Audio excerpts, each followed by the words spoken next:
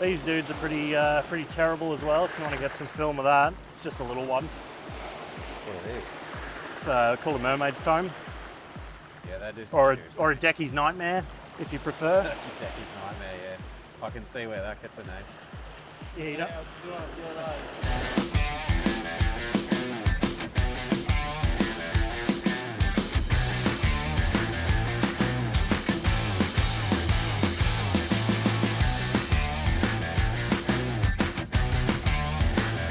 You just want to keep a little bit of tension on there at all times, but you don't want too much because it can snap the line. Snap your line off. Pull dillies, da-da-da-da-da. Bit of a tangle there. Perfect one for you to get with the tangle on it.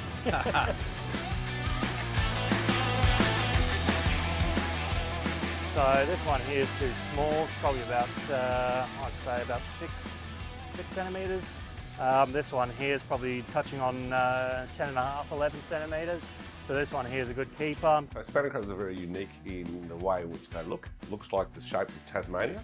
The crab actually comes out of the sea in a red colour, and it also has the very distinctive white dots on its back. So we use one of these Yeah, basically to measure the back, and it's from the front spike to the back ridge, which you can probably see on my tattoo here. Yeah, So they've got a that ridge is up sick. here down to there, and that's where we measure them from, 10 centimetres. That one's a bit undersized. Bit under, mate.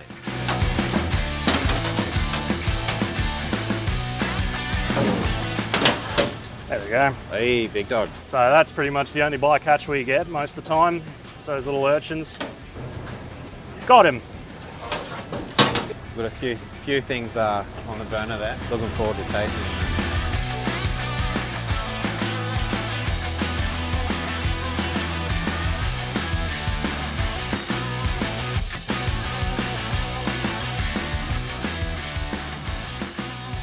This is our processing facility, which is obviously about 100 metres away from where we unload the boats. Live tanks behind you, and basically this is where we process the crab meat. It goes from dismembering all the way through a very cool spinning process. So the bodies go in to the spinner, spins all the meat out, and then we actually snip the pincers off, and they get blown out via compressed air. And from there, the crab meat then gets picked, as you can see here. We're just picking out all the leftover bits of shell and anything that's not perfect. And that process then moves on to packaging and out to the customers.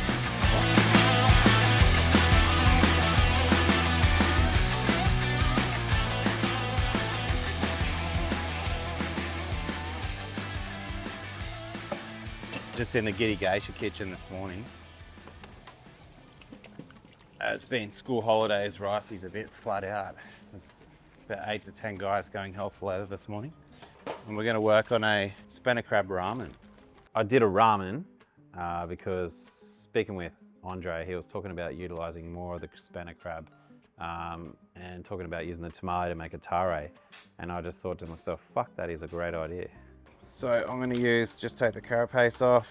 We've got this good flavour up in here. It's going to be great for the chili oil. I'm also going to make a dashi out of it as well.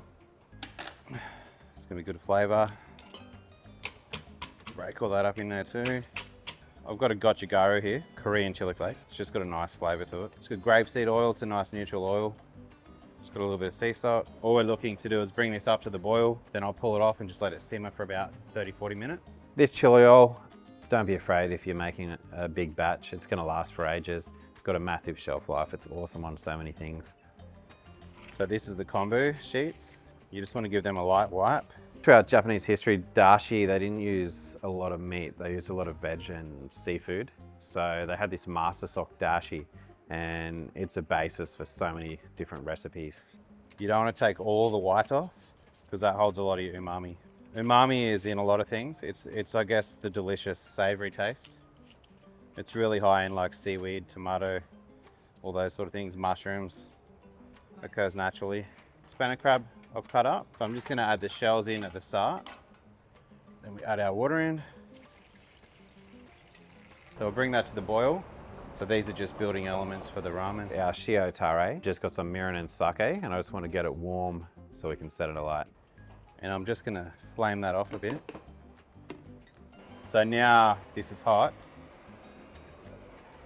It's going to ignite. Okay, finish the tare off. We've got rice vinegar, This is a shio tare, which shio is salt. It's quite a lot of salt. You're balancing the seasoning to the amount of broth. This one's optional, just a little bit of MSG, a little bit of sugar, some soy sauce. I'm just using a gluten-free Mega Chef. So I do a tori peitan, which is like a creamy version. I guess like your pork tonkotsu. Yeah, so your tori peitan is like, I guess, a tonkotsu version of chicken. It's really creamy. Tonkotsu is the creamy pork, which everyone probably knows. Yeah, not for me, mate. I was lucky. The gods were shining on us. It was still rocky for me, and apparently that was one of the best days they'd seen in years. Chili oil is looking real good now.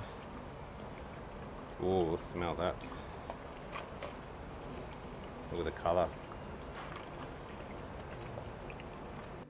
Yeah, I love using Spanner Crab. It's very subtle. You've got to be careful, you know, with using too strong or bold flavours.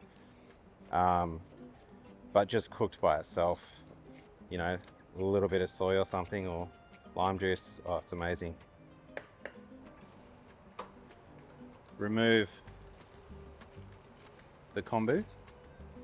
Add my katsuobushi. Adds a lot of umami. It's packed with it, and it's quite a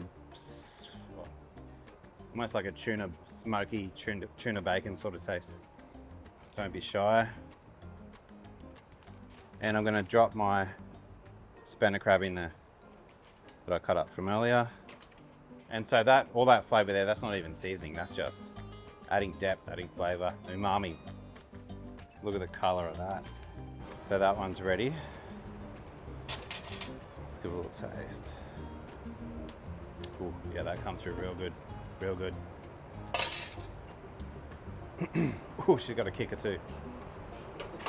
I'm just going to add some sweet corn. I'm going to use this at the end with the crab. All right, this crab's looking lush. So the meat's just set in there. It's just cooked in the residual heat in that dashi. So I'm going to pick through that once it cools down. So this is what I was saying about the tori peitan. So it's creamy.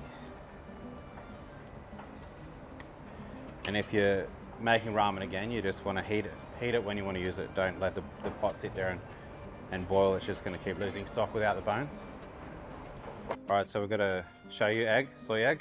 All right, so also we've got our barbecue corn. So I'm just going to take the kernels off that one. A little bit of kombu butter. So once that's hot, we'll throw a bit of our corn in from earlier, squeeze a lime juice, and we'll add that picked Spanner Crab in there. So the residual heat in that's gonna put the heat back through that crab. Water's boiling, 2 minutes from the boil. So my noodles are down, my tare's ready, my broth's ready, my chili oil's ready to go. Let's make a bowl of ramen.